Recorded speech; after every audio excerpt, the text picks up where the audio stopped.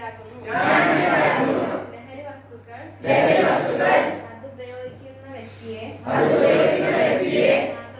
മാത്രമല്ല അയാളുടെ കുടുംബത്തെയും സമൂഹത്തെയും ദോഷകരമായി ബാധിക്കുമെന്ന് ഞാൻ തിരിച്ചറിയുന്നു.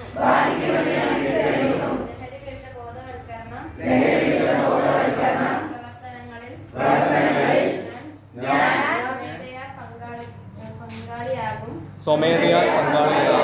ജീവിതമാണ് ലഹരി എന്ന ആശയം പ്രാവർത്തികമാക്കുന്നതിനും